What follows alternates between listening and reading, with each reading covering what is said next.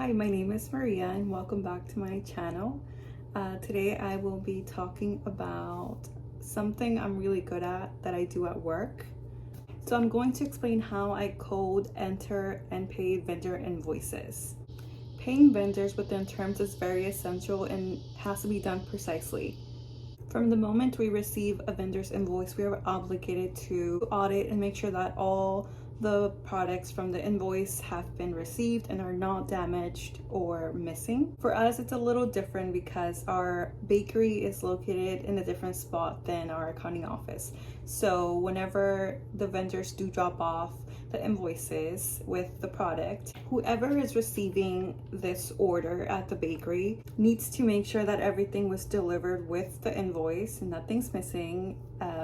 Sometimes there are price changes and we have to, whoever receives the order has to write it down and let us know, because then during the day that invoice is transferred to us in the accounting office, and that's when I start the process of coding, entering, paying, and cutting the checks.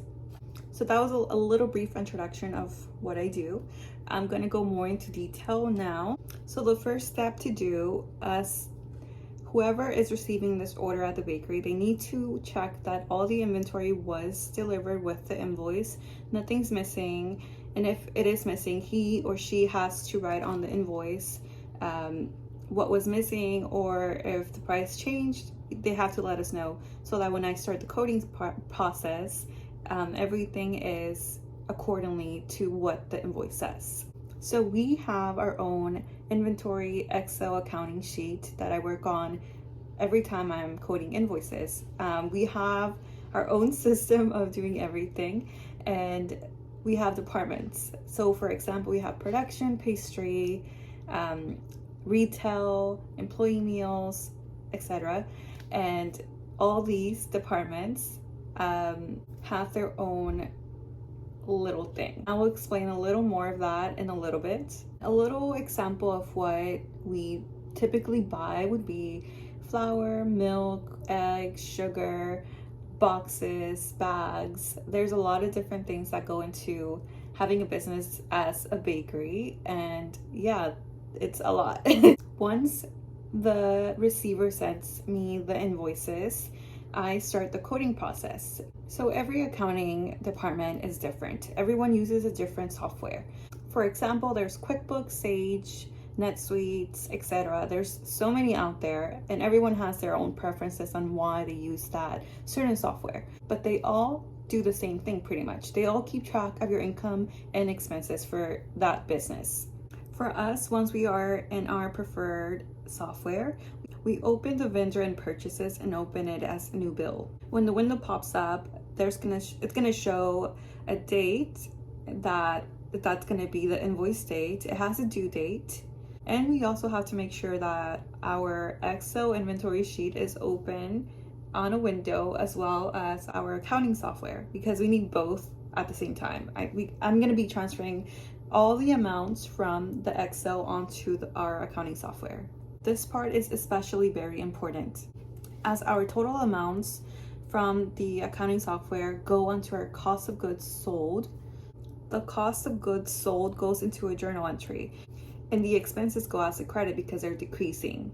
Therefore, the income statement is done at the end of the month, every single month, and the balances have to balance. And if they don't, something went wrong with the numbers. Accounting is very, I don't know how to put the word. It's a lot, because even if you're off by 1 cent, it's going to mess up everything. It's 1 cent. So now the second step for me would be to transfer all the amounts from the Excel sheet onto our accounting software. I need to make sure that the total amount that the invoice says is the same total amount on my accounting software. Once the total amounts balance, I'm going to save this window now. So now it's time to pay the bill. On vendors and purchases, I go and click on pay bill.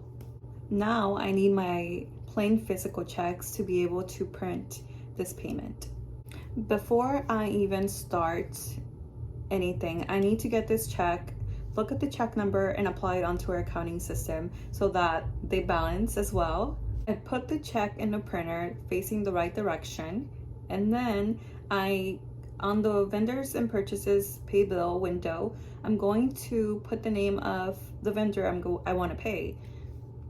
Typically, whenever I put the vendor's name, all the invoices are going to pop up, and that's when I'm gonna either check off or not check at all. Whatever I want to pay, I'm gonna check off. Another important step is the date. The date that I'm going to print the check, that's the date I need to put on the pay bill window. Now that all the checks have been printed, I'm going to put them aside in a little stack and wait for whoever is designated to sign these checks.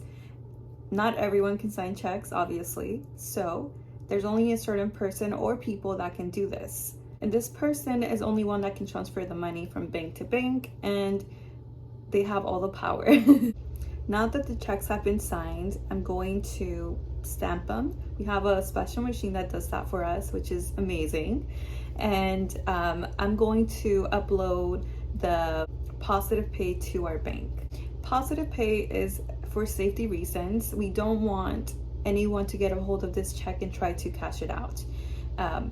The bank knows who we're mailing these checks to, and if someone accidentally gets it and tries to cash it, the bank is going to let us know right away, and they won't let that person cash the check. In conclusion, the process of coding, entering, and paying vendor invoices seems a little easy, but there are so many steps that have to be done. When you're talking about money, it's a little complicated, but at the same time it's not. It's just you have to be very aware of what you're doing. All these steps require attentiveness so no mistakes are made, and the company who purchases from the vendor is on good terms with the vendor, with the payment due dates terms.